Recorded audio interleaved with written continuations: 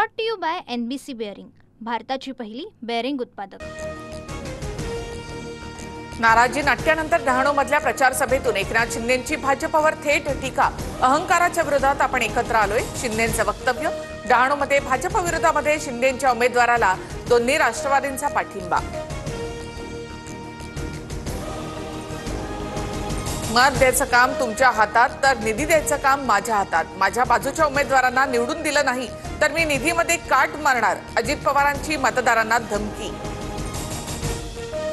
निधी जनतेच्या करातून दिला जातो, अजित पवारांच्या घरातून दिला जात नाही। अशा प्रकारे जनतेस मतासाठी धमकी देत असल्यास निवडणूक आयोग काय करतंय, अंबादास दानवेंचा निशाणा।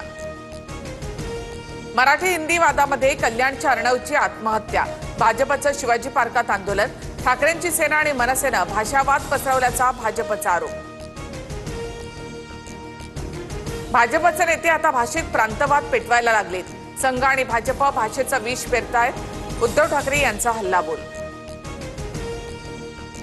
ठाकरे आणि मनसेच्या नेत्यांवर भाषावादाचा आरोप करत भाजपकडून बाळासाहेबांना अभिवादन, तर प्रत्युत्तर म्हणून मनसे ठाकरेंच्या नेत्यांकडून वाजपेयींच्या प्रतिमेला अभिवादन।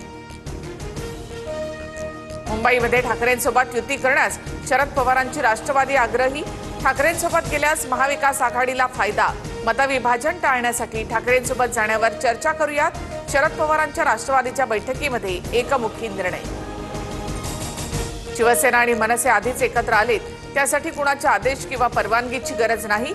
मनसेला आघाडीमध्ये घेणार नाही हा काँग्रेसचा निर्णय व्यक्तिगत असू शकतो, संजय राऊतांचा ट्विट। काँग्रेस अमिबासारखा इकडे तिकडे पसरतो, मेंदू कुणाकडे हेच कळत नाही, मनसेच्या संदीप देशपांडे यांची टीका।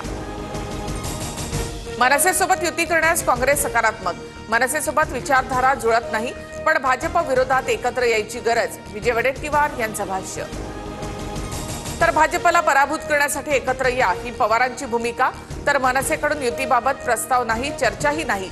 राष्ट्रवादीच्या बैठकीनंतर जितेंद्र आव्हाडांची माहिती। महायुतीकडून निवडणुकीच्या प्रचाराला सुरुवात, उपमुख्यमंत्री शिंदेंकडून पालघर तर जालन्याच्या परतूरमध्ये अजित पवारांनी प्रचाराचा नारळ फोडला। मुख्यमंत्री फडणवीसही सोमवारपासून प्रचाराच्या मैदानात। पालघर जिल्ह्यातील 4ही नगर परिषदेवर शिवसेनेचा नगराध्यक्ष होईल, कोणीही आलं तरी आपला विजय रोखू शकत नाही, उपमुख्यमंत्री शिंदेंकडून विश्वास व्यक्त। पालकमंत्री गणेश नाईकांना शिवसेनेचं आव्हान। नाशिकच्या तपोवन परिसरातील झाडं तोडण्यात प्रकरणी सोमवारी सुनावणी होणार। आतापर्यंत 900 हरकती प्राप्त। कुंभमेळ्यासाठी येणाऱ्या साधू महंतांची व्यवस्था करण्यास काही झाडं तोडणं आवश्यक, प्रशासनाची भूमिका। देशात आजपासून 4 नवे कामगार कायदे लागू। 1 वर्षाच्या नोकरीनंतर फिक्स टर्म कर्मचाऱ्यांना ग्रॅज्युएटी मिळणार।